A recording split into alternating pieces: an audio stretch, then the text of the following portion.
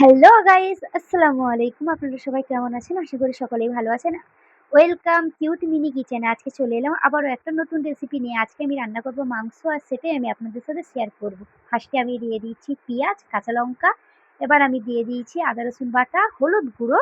এবার আমি দিচ্ছি লবণ আর ঝাল গুঁড়ো। ঝাল গুঁড়ো যেহেতু আমার দেওয়া হয়ে গেছে, এবার এটাকে আমি এর মধ্যে আমি তেল দিয়ে দিচ্ছি।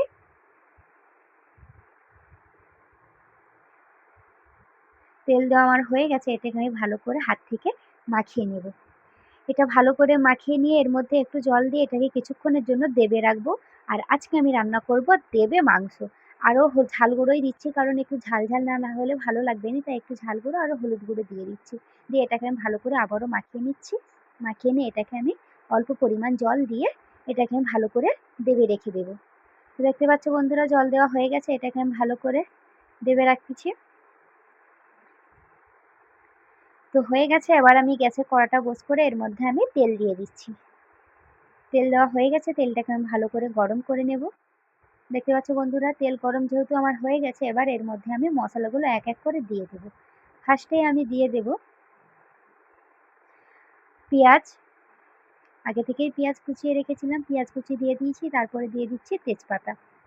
তেজপাতা আমার দেওয়া হয়ে গেছে, এর মধ্যে আমি দিয়ে দেবো কাঠ, লবঙ্গ আর এলাচ। দিয়ে এটাকে আমি ভালো করে ভেজে নিচ্ছি। দেখতে পাচ্ছ বন্ধুরা, এর কালারটা চলে আসছে।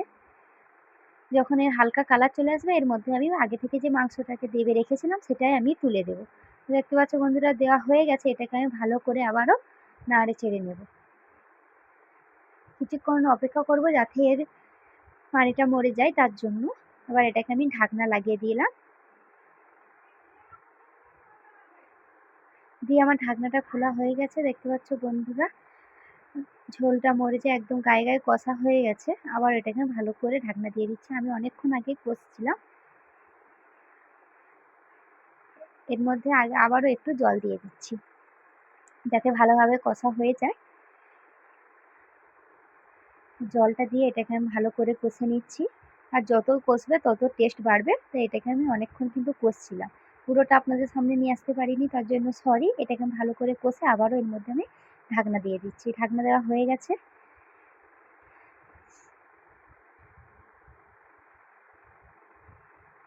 দিয়ে এটাকে আমি ভালো করে নাড়িয়ে নিচ্ছি। দেখতে পাচ্ছ বন্ধুরা, বসে গেছে। এবার এর মধ্যে আমি একদমই জল দিয়ে দিচ্ছি।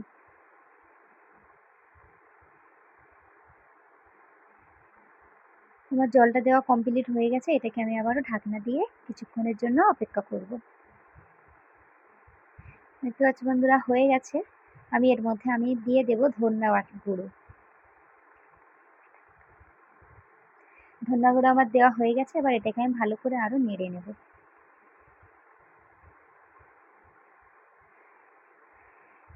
নেড়ে নিয়ে ভালো করে ঢাকা দিয়ে দিয়েছি।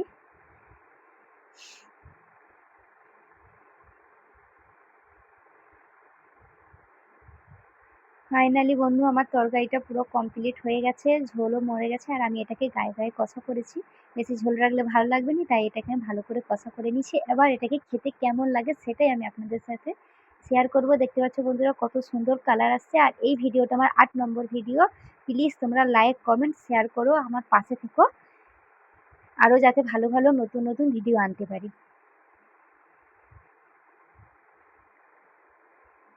তোমার এখানে থালাটা সাজানো হয়ে গেছে, আর এখানে আমার ছোট দেওর, সে খেয়ে বলবে যে এটা কিরকমই হয়েছে খেতে।